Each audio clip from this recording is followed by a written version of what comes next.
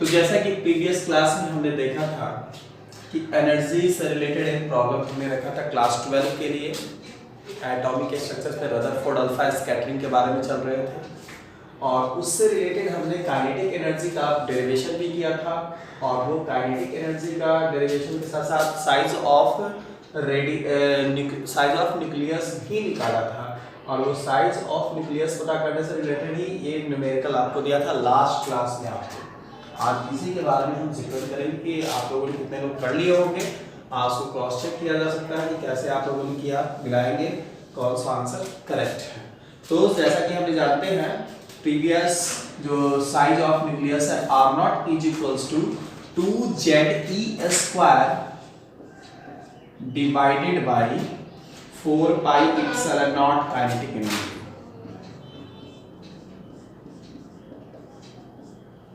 ये आप size of nucleus के जरिए आप इन सारी चीजों को आप जानते हैं, जिसमें यहाँ पे देखा जा रहा है कि क्या क्या पार्ट्स है 1 pi 4 pi epsilon not 2ze square by kinetic energy.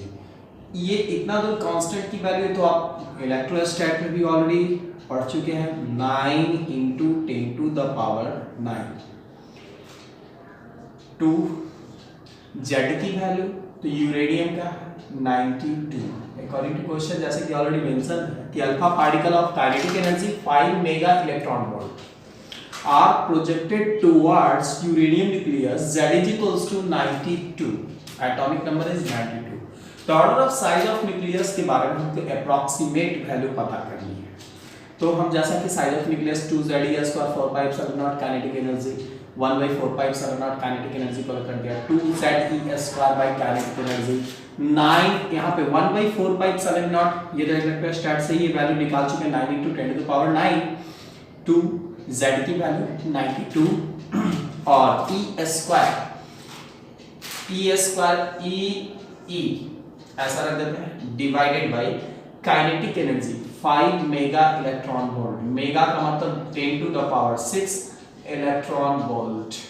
एक इलेक्ट्रॉन से इलेक्ट्रॉन कैंसिल, अब रह गया कितना, तो इसको हम कह सकते हैं 9 × 2 18 × 92 18 × 92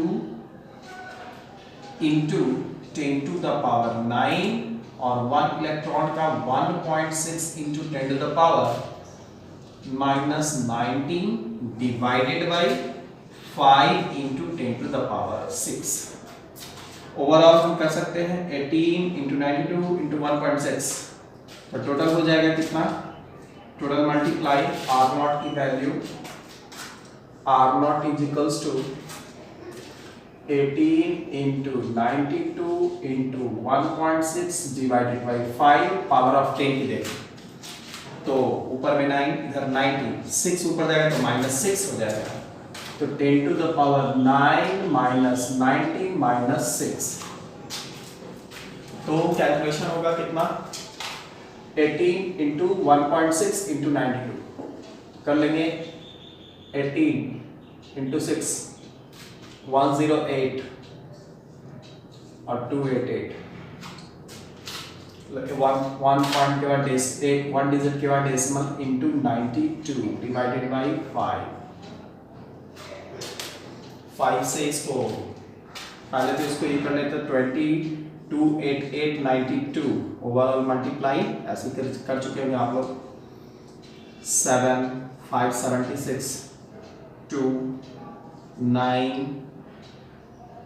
2 5 18 7 25 6 9 4 6 2 1 डिजिट के बाद डेसिमल हो जाएगा 26496 26496 1 डिजिट के बाद decimal divided by 5 into 10 to the power ये हो जाएगा 25 - 9 तो 16 into 10 to the power -16 ये आएगा मीटर। जो भी इसको भी कर देते तो कितना हो जाएगा 5 टाइम्स 25 2 टाइम्स 14 4 9 टाइम्स 45 4 बन जाएगा, फिर 9 2 into 10 to the power -16 metre. 25 10 45 9 times हो गया, फिर 4 आ जाएगा 45 90। 2 डिजिट और आगे शिफ्ट इसको करते हैं तो 5 पॉइंट अप्रॉक्स आ जाएगा 3, राउंड फिगर 5.29 होगा, तो 5.29 को राउंड फिगर में हम लिख सकते हैं अप्रॉक्सीमेटली 5.3। 2 डिजिट आगे आने से 10 टू द पावर -16 प्लस 2 कितना मीटर, यानी कि 5 point approximate 5.3 into 10 to the power -14 metre. But ये जो ऑप्शन है ऑल आर इन सेंटीमीटर, तो हम इसको सेंटीमीटर में कन्वर्ट करना है। Then what happen 5 into 3 into 10 to the power -14 into 10 to the power 1 metre का 100 सेंटीमीटर, यानी 10 to the power 2 centimetre. 2 add करेंगे तो -14 प्लस 2 -12, यानी क्या हो जाएगा 5.3 into 10 to the power -12 centimetre. तो कितना के ऑर्डर पर 10 to the power -12 सेंटीमीटर, यानी ऑप्शन बी इज करेक्ट। तो जैसा कि प्रीवियस न्यूमेरिकल के अकॉर्डिंग हमसे ये पूछ रहा था साइज ऑफ न्यूक्लियस का क्या ऑर्डर है, find the order of size of nucleus. तो ऑर्डर 10 टू द पावर -12, क्योंकि मैं 11 12 13 14 तक जा सकता है, और भी आप अप्रॉक्सीमेट करके खुद से करके भी देख सकते हो कितना कैसे आ सकता है खुद से कैलकुलेटर का यूज करके, लेकिन यहाँ राउंडली आप ऐसे भी निकाला जा सकता है। तो ये तो प्रीवियस क्लास के न्यूमेरिकल का हमने देखा। आज हम देखेंगे कुछ आगे की टॉपिक, उसी में impact parameter. Impact, what do you mean by impact parameter, और अनदर थिंग्स इज लिमिटेशन, क्या इसका लिमिटेशन रह गया, क्या क्या खामी छोड़ी इन्होंने, और उस लिमिटेशन को भरपाई करने के लिए बोर ने इसको कैसे इसको मॉडिफाई किया, उन सारी चीजों के बारे में भी हम आज स्टडी करेंगे। तो पहले देखते हैं इम्पैक्ट पैरामीटर। जिनकी से किसी भी नहीं बना होगा वीडियो को पॉज करके इसको आप नोट कर सकते हैं। Thank you.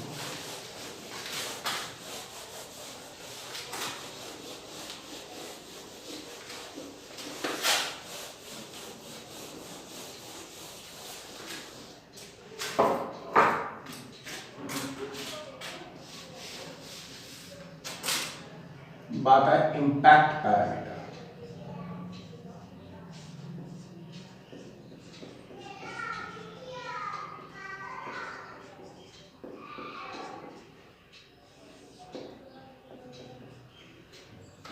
ये इम्पैक्ट पैरामीटर क्या है, जैसा कि हमने प्रीवियस क्लास में हमने देखा था कि अल्फा पार्टिकल का गोल्ड फॉइल पर कंटिन्यूअसली बम्बार्डिंग करा रहा है। जो अल्फा पार्टिकल जहां से सोर्स से निकल रहा था उसको इनिशियली हम कॉलिमेट करके एक फाइन शार्प रे अल्फा पार्टिकल का बम्बार्डमेंट कराया जा रहा था। उसी का जो एक दूसरे से काफी फाइन, जितना फाइनेस होगा उन दोनों के बीच में कितनी इंपैक्टनेस है, क्लोज है, ये इसी के बारे में बताता है इम्पैक्ट पैरामीटर। जो अल्फा का यहां से इनिशियली यहां से ये चल रहा है कंटिन्यू, और यहां किसी एटम का न्यूक्लियस है जहां की पॉजिटिव चार्ज ऑलरेडी एग्जिस्ट कर रहा है। तो बात ये है कि जब ये यहां से तो चलेगा और जाकर के न्यूक्लियस के पास से ये डाइवर्ट कर जाएगा, उसी तरह यहां पे भी ऐसे ये यहां से डाइवर्ट कर जाएगा। तो क्या ये रहा है कि जो इनिशियल वेलोसिटी वेक्टर है, इनिशियल एकदम फाइन सरफेस, ये जो इनिशियल वेलोसिटी वेक्टर है ये इसके साथ जो परपेंडिकुलर डिस्टेंस होगा, this distance is known as impact parameter presented by b naught. अब आप कहोगे सर यहां से भी तो यहां क्लोजेस्ट इनिशियल वेलोसिटी वेक्टर, यहां से closest distance, but this is not impact parameter, perpendicular distance initial velocity vector के साथ। इनिशियल वेलोसिटी वेक्टर के साथ ये जो हमारा परपेंडिकुलर डिस्टेंस होगा अल्फा रे का, ये कहलाएगा इम्पैक्ट पैरामीटर। इम्पैक्ट पैरामीटर ये बतलाएगा कि जो अल्फा रे का बम्बार्डमेंट हो रहा है वो कितना क्लोज है एक दूसरे से और कितना साफ है। ये जितना ही ज्यादा होगा उतना ही एक दूसरे से लेस डेंसिटी वाला होगा। ये इम्पैक्ट पैरामीटर मतलब एक तरह से हम कह सकते हैं इनडायरेक्टली ये डेंसिटी के बारे में प्रेजेंट कर सकते हैं। सकते हैं। ऐसा हम ये भी कह सकते हैं कि डेंसिटी ऑफ अल्फा रे ये उसको बतलाता है, क्योंकि ये जितना ही क्लोज होगा हाई डेंस अल्फा रे यहां से गुजरेगा, जितना ही दूर होगा डेंसिटी कम होगी। तो इसको हम कह सकते हैं it is defined as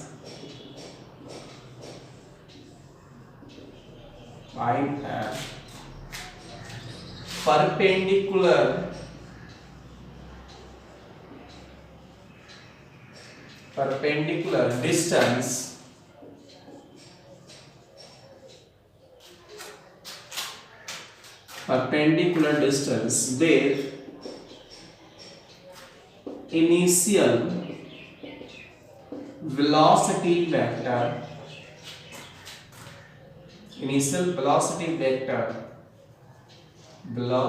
vector of alpha ray। जो अल्फा रे का इनिशियल वेलोसिटी वेक्टर का जो परपेंडिकुलर डिस्टेंस है वो कहलाएगा क्या चीज, इम्पैक्ट पैरामीटर। इसको हम प्रेजेंट करते हैं b से। इस b की वैल्यू किस बात पर डिपेंड करेगा, तो डिपेंड करेगा kZe² divided by kinetic energy root 1 plus cos theta divided by 1 minus cos theta, where theta present to the angle of projection,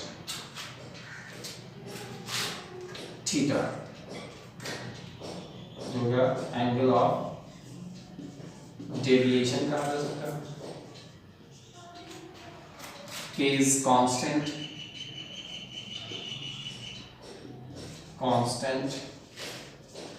z तो जानी है atomic number and kinetic energy की बात करें k is kinetic energy of alpha particle, kinetic energy of alpha particle. ये मतलब यहां से अगर with the help of trigonometry अगर हम इसको कह सकते हैं, तो जैसा कि आप लोगों ने पढ़ा होगा ट्रिगोनोमेट्री में cos 2a का पार्ट 1 minus 2 cos स्क्वायर या फिर 2 cos स्क्वायर a minus 1 या फिर 1 minus 2 sin स्क्वायर। या ट्रिगोनोमेट्री में इस फॉर्मूले को आप पढ़ेंगे cos 2a। तो यहां से अगर हम 1 को इधर लाके शिफ्ट करते हैं तो पहले वाले में हम जैसा समझ सकते हैं कि आप इसको ब्रेक कर सकते हैं। 1 को इधर ले आएंगे तो 1 plus cos 2a हो जाएगा 2 cos स्क्वायर a। उसी तरह से cos 2a को उधर साइड को उधर ले दे तो हो जाएगा 1 minus cos 2a रह जाएगा 2 sin स्क्वायर a। ये कुछ इसी तरह का रिलेशन यहां दिख रहा है। अगर हम थीटा को 2 ब्रेक कर दें 2 into थीटा बाई 2 उसी के फॉर्मेट में ये आ जाए, तो हम इसको ऐसे कर सकते हैं 1 plus cos थीटा को लिख सकते हैं 2 into थीटा बाई 2, तो इसके अकॉर्डिंग हम लिख सकते हैं 2 cos स्क्वायर थीटा बाई 2। उसी तरह से 1 minus cos 2 into theta by 2, तो इसको आप लिख सकते हैं 2 sin स्क्वायर थीटा बाई 2। तो अगर हम इस दोनों को 2 cancel cos 1 plus cos theta 1 minus cos theta बिल्कुल इसके जैसा रेशियो में तब्दील कर दो तो 1 plus cos theta divided by 1 minus cos theta, यहां 2 कैंसिल cos बटा sin cot square theta by 2 ये हो जाएगा।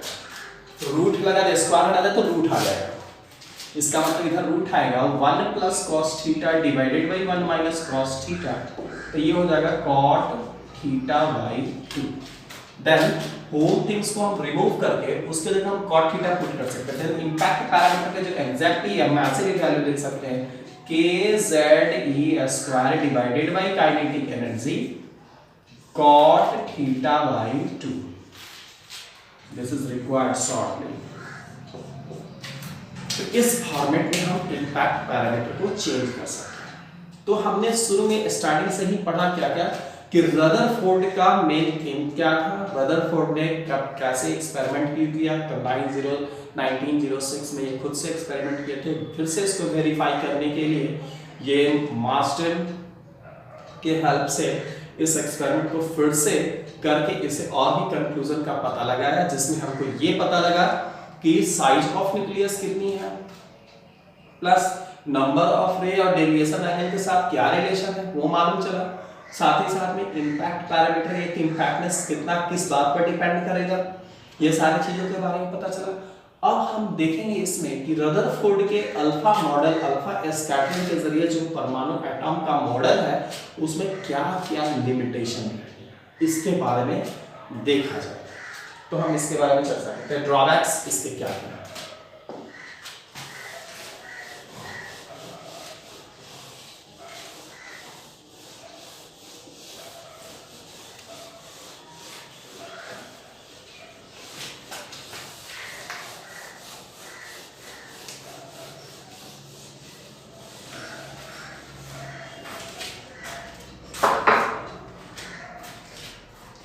drawbacks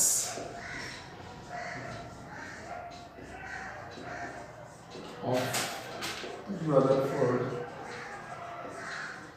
model.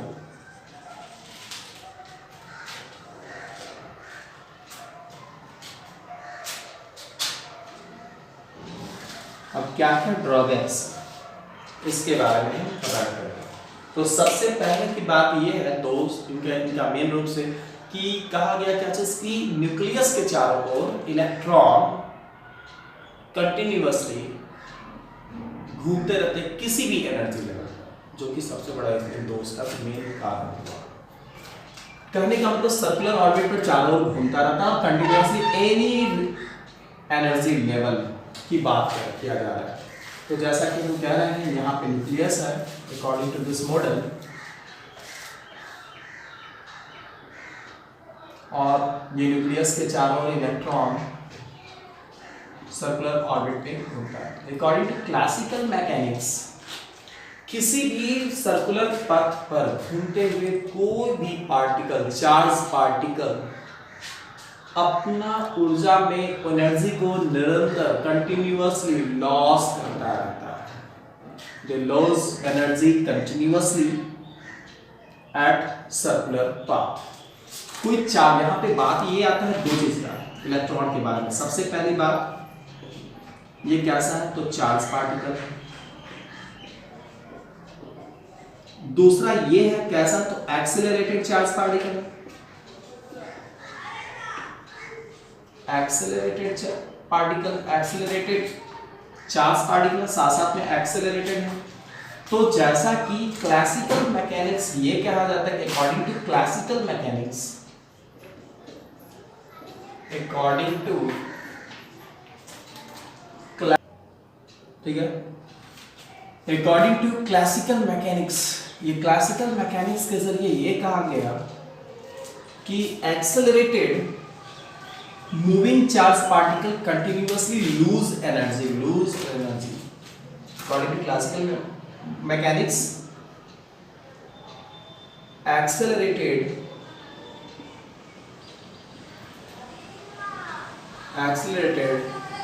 moving charge particle, accelerated circulating charge particle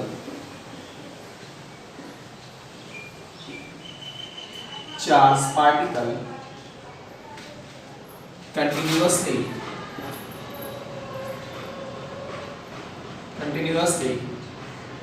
lose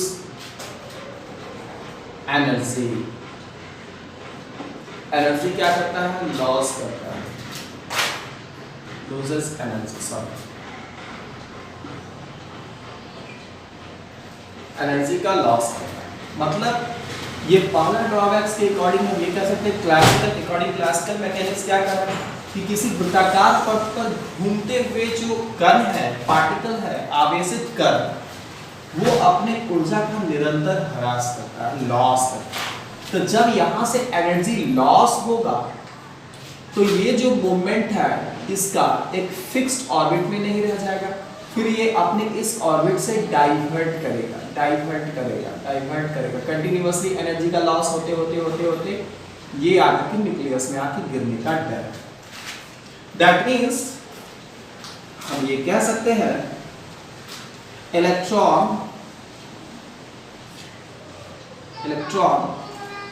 drop into the nucleus in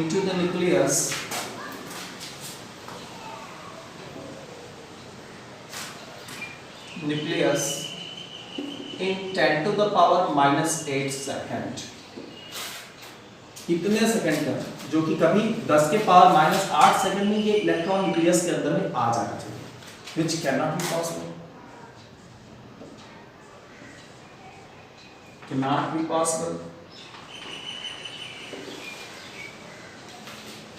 ये ऐसा संभव नहीं है।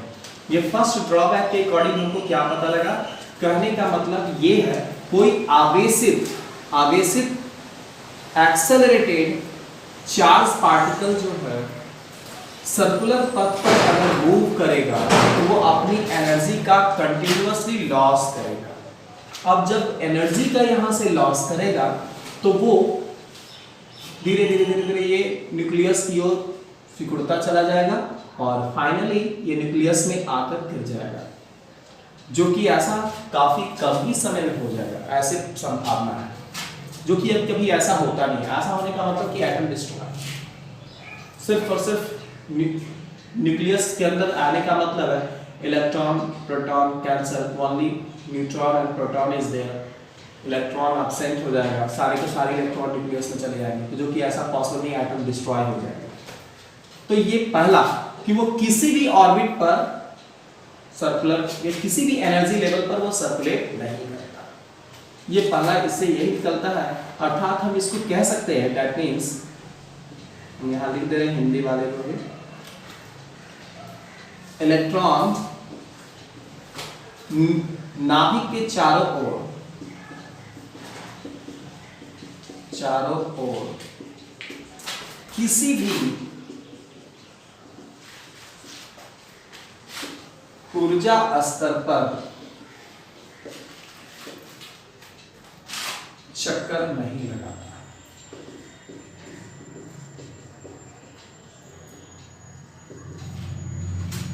यह केवल निश्चित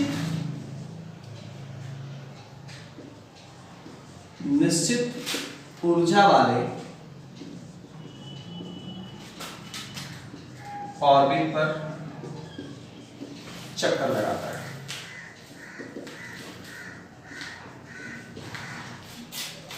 हम ऐसा इसके कंक्लूजन निकाल सकते हैं। ये तो पहली लिमिटेशन है, ये क्लासिकल मैकेनिक्स को कहा कि कंटिन्यू ऊर्जा का लॉस करेगा तो कंटिन्यूअसली आकर के मूव करते हुए न्यूक्लियस में आके गिर जाएगा, जो कि पॉसिबल नहीं था। इससे यही समझ में आता है कि ये कोई किसी भी लेवल एनर्जी पर ये चक्कर नहीं काट सकता। ऐसा अगर हुआ तो ये न्यूक्लियस की ओर इसमें आने का डर है। ये फर्स्ट इसका ड्रॉबैक है। सेकंड हम ये देखेंगे कि ये जो एनर्जी यहां से निकलता है वो किस वेवलेंथ का निकलता है, उसका वेवलेंथ कैसा होता है, किस तरह का वेवलेंथ के बारे में डिस्कशन करना, उसकी फ्रीक्वेंसी के बारे में डिस्कशन करना, इसके बारे में डिस्कशन करने का मतलब है कि यह एक प्रकार का स्पेक्ट्रम का डिस्कशन, जो कि रदरफोर्ड ने नहीं किया।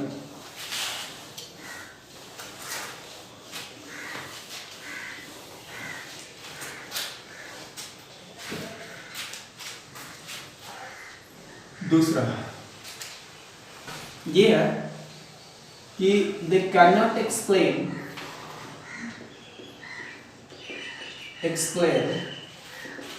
about discrete spectrum। ये इन्होंने बताया क्या चीज कि इनके द्वारा कहा जा सकता है इस थ्योरी के आधार पर, इस सिद्धांत के आधार पर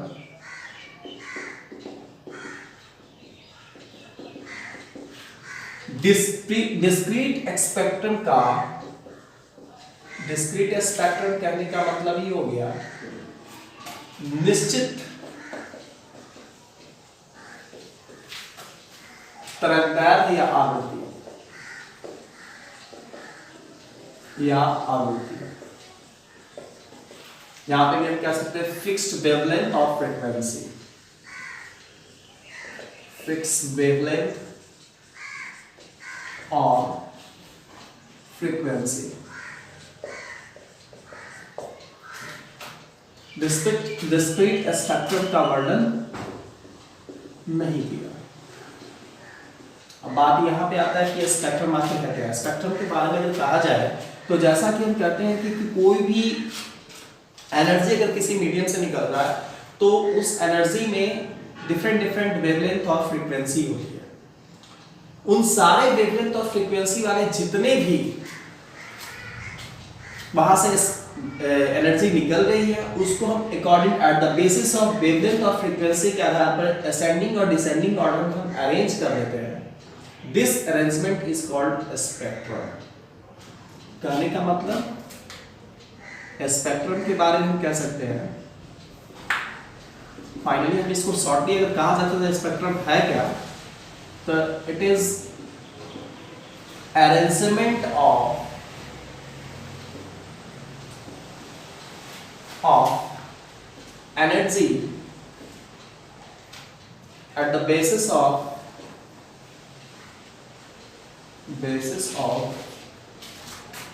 ascending, कह सकते हैं at the basis of wavelength और frequency, कह सकते हैं the basis of wavelength और frequency। ये क्या लगा स्पेक्ट्रम।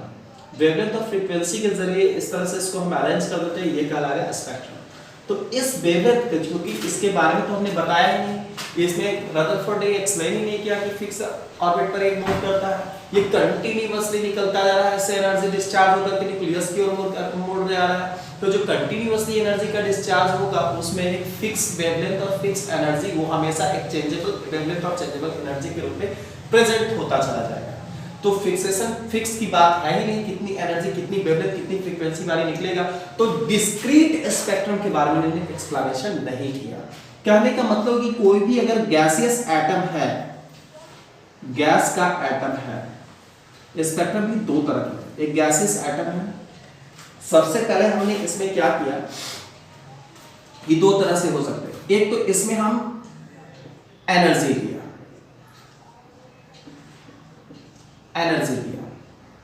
तो ये पहुंच जाएगा एक्साइटेड स्टेट में, लेकिन ज्यादा देर तक एक्साइटेड स्टेट पे रह नहीं सकता। एक्साइटेड स्टेट पे जब ज्यादा देर तक नहीं रहेगा तो फिर क्या करेगा, ये यहां से एनर्जी डिस्चार्ज करेगा और वो जो एनर्जी निकलेगा उस एनर्जी का पार्टिकुलर वेवलेंथ होगा जो दिखाई देगा। ये पार्टिकुलर वेवलेंथ दिखाई देगा, उसका वेवलेंथ का बैंड दिखेगा, सपोज रेड है, येलो है, ब्लू है, पार्टिकुलर वेवलेंथ का दिखाई देगा। तो ये जो स्पेक्ट्रम कहलाएगा इसको कहते हैं इमिशन स्पेक्ट्रम, इसको कहते हैं उत्सर्जी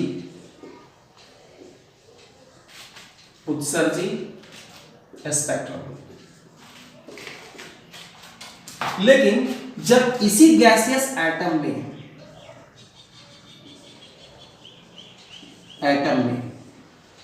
बाहर से हम व्हाइट लाइट इससे क्रॉस करा रहे हैं, E=H में लाइट यहां से दे रहे हैं, तो इस ये गैसियस एटम क्या करेगा, उसमें पार्टिकुलर वेवलेंथ को ये एब्जॉर्ब कर लेगा। एब्जॉर्ब करने के बाद यहां से जो एनर्जी निकलेगी वो एनर्जी पार्टिकुलर, ये भी एक पार्टिकुलर वेवलेंथ का होगा। इसमें वो वेवलेंथ नहीं दिखेगा जो इमिशन में दिख रहा है। मतलब येलो यहां है, ब्लू यहां है, रेड है, तो ये यहां पे नहीं दिखेगा। ऑरेंज हो सकता है, ग्रीन हो सकता है, वॉयलेट हो सकता है, ये पार्टिकुलर अलग वेवलेंथ का यहां पे ये दिखेगा। दैट मींस ये जो यहां से एब्जॉर्ब होने के बाद जो एक नया बैंड मिलता है इसको बोलते हैं absorption spectrum.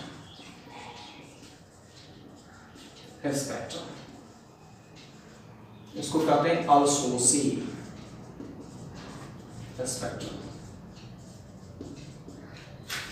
In the sense ये कहने का मतलब हो गया अकॉर्डिंग टू रदरफोर्ड, ये सबसे पहली बात तो ये स्पेक्ट्रम के बारे में एक्सप्लेन नहीं किए। स्पेक्ट्रम किसको हम कह रहे हैं सर?